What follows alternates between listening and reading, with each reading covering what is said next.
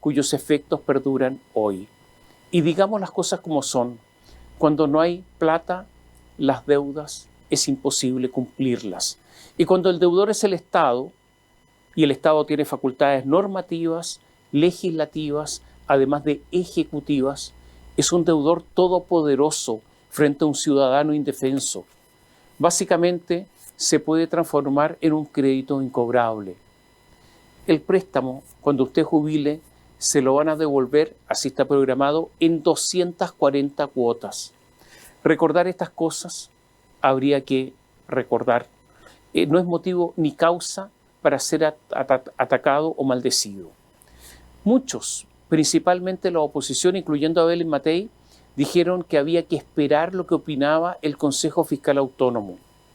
Pero cuando entregó su informe, dejó por escrito para que se lea en el futuro lo siguiente, leo textual. El Consejo deja constancia que tuvo un tiempo mínimo e información acotada para analizar la propuesta de reforma previsional en un momento en que aún no se conocen los datos del cierre fiscal del año 2024.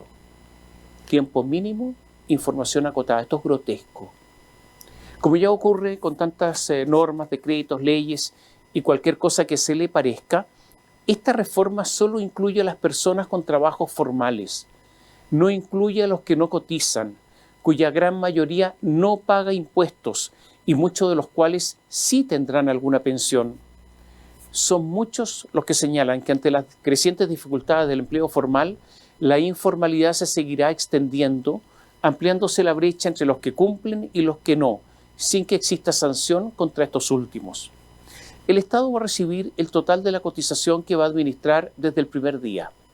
O sea, aumentan las cotizaciones y desde el primer día esa plata la recibe el Estado.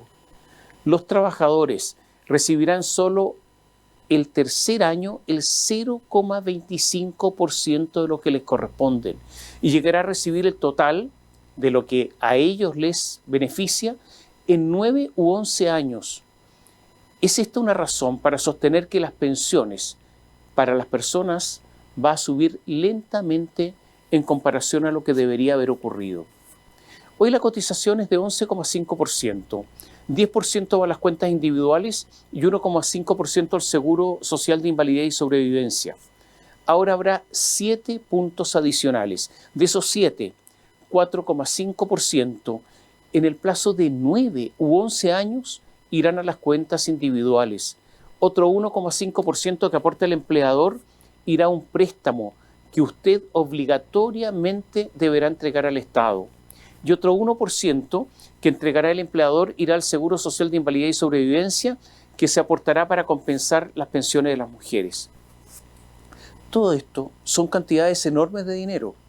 La pregunta es si el Estado, insisto, va a devolver la plata. Esa es una pregunta.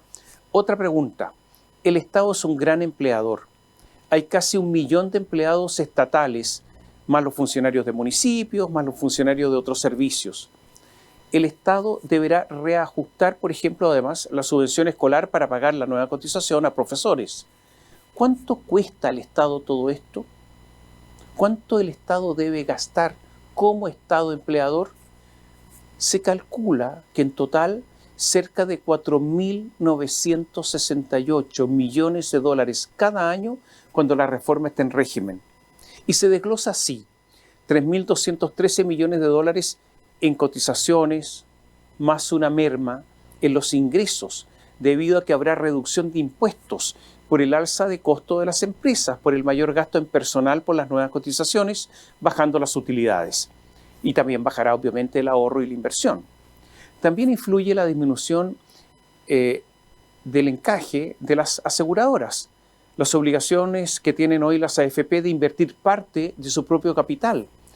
Para financiar esto, se dice que serán las rentas generales, pero ocurre que el déficit público hoy es de unos 10.000 millones de dólares al año y no está parando de crecer. La promesa de Mario Marcel para caminar hacia la convergencia fiscal no se produjo. La regla fiscal no se cumple hace unos 14 años. Un simple ajuste de 600 millones de dólares hace algunos meses produjo una crujidera general. Imagínese un ajuste de 10.000 millones de dólares. Ahora, si esto es antipatriotismo, me compro el antipatriotismo por decir estas cosas. De más está decir que lentamente, en forma imperceptible, vendrá un ajuste y ese ajuste será vía sueldos. Ahora, será interesante ver lo que ocurrirá con la mayor cotización en empresas públicas, tipo Codelco, ENAP, la misma TVN. En todo caso, hay que decir que las pensiones en Chile son bajas, que Chile es un país de precios altos, Chile es un país caro y que la PGU, la Pensión Garantizada Universal, es un alivio para muchas personas. Por lo tanto, y para que se entienda bien, las dudas son si esto es financiable por el Estado, si la cotización a capitalización individual de 14,5% o 16% si el Estado devuelve la plata es suficiente. Y si el Estado va a devolver esa plata, son todas preguntas. Y si es que la PGU es financiable frente al déficit que tenía de 7 puntos del PIB en los próximos años. Hay 2,5 millones de personas que hoy reciben la pensión garantizada universal y pronto serán 3 millones. El esfuerzo entonces es enorme.